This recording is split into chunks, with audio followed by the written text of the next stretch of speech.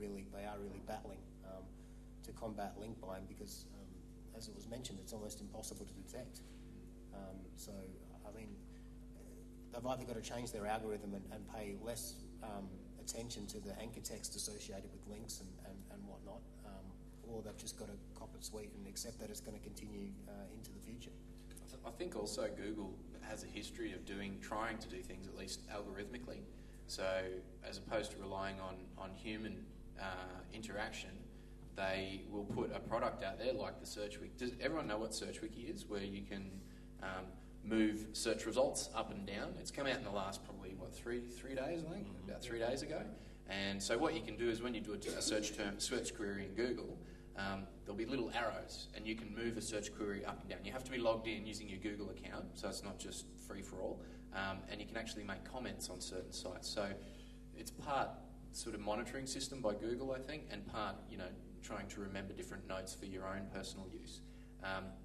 So with Google having a history of doing things algorithmically, what I think in what you were saying is, yes, you could be correct in that they could be using some of that data to look at their linking filters and how they actually look at backlinks.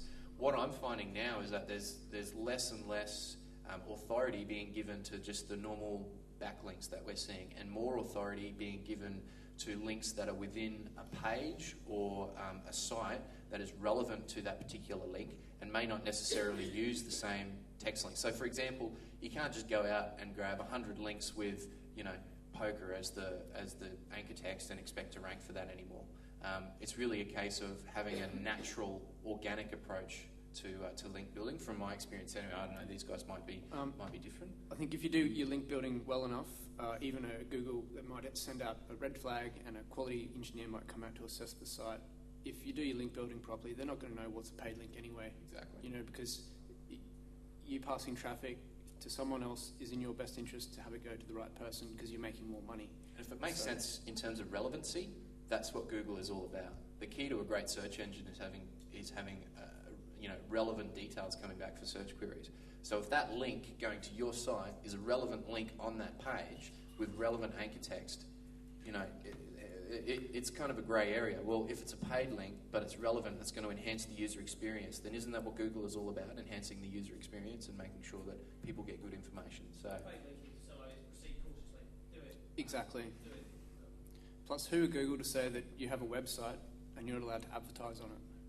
There's no one from Google in the room, is there? Having listened to Google speak many times, There's ways around it. Never thought of that. It's a good idea. That's SEO thinking. Another good way to get targeted links is by having some nice tools and some widgets and things like that, where people can naturally take them up, and that's definitely within Google's guidelines if it's done properly, if it's relevant and targeted, because that's what we're talking about, is getting targeted links. That's how you really go up the rankings. So you can either build them / buy them, or build some nice widgets and features like on your site that people can have for free. Building your own links is the best way because you know its quality, you know where it's come from, and you've got total control. So I recommend building out your own extra sites that you might link from. That way it gives you more network to play with, rather than relying on third parties. One of the best links that you can buy is the link from the Yahoo directory. It's $299 a year, and it's going to come from a relevant category as well. So it's got to be one of the best authority sites, directories to get a link from. And DMOZ. And DMOZ, of course, if you can ever get on DMOZ. Are you suggesting you have to buy your way into DMOZ? Is that? You can pay me if you become like. an editor before you get a DMOZ listing. But don't be afraid if you don't see your Yahoo listing in your Google back.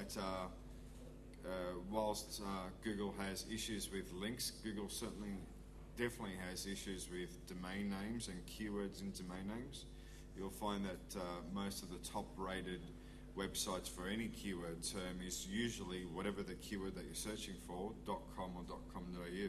Probably, dare I say, more than 50% of the time. Yeah. And the reason for that is the words that are within the URL, that's used as anchor text, and the more anchor text for keywords that are relevant to your industry, the better.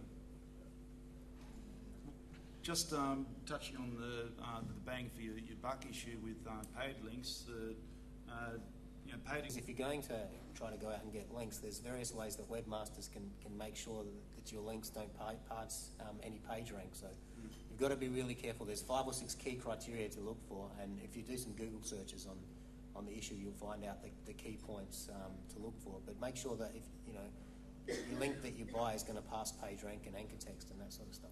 Another thing you might want to consider just for domains specifically is looking at dead domains.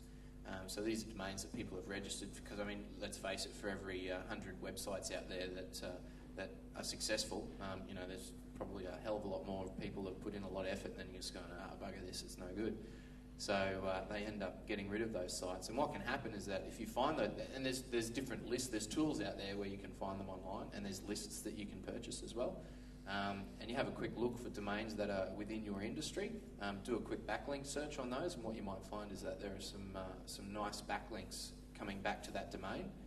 Purchase the domain, redirect it to your site, you've instantly got a whole heap of backlinks coming back. So that's another avenue for domains as well. So a really easy way to do that is simply run a link check tool across maybe a directory page and see what shows up as domain name did not resolve, and then go and check the whois query. But I'm not going to tell you how to spam. Are there any other questions? To your advantage. So, if you can easily find 10 spammy backlinks to go and grab, so can your competitors. Build links that other people can't build. So, yeah. I've got a bit of a question to the panel.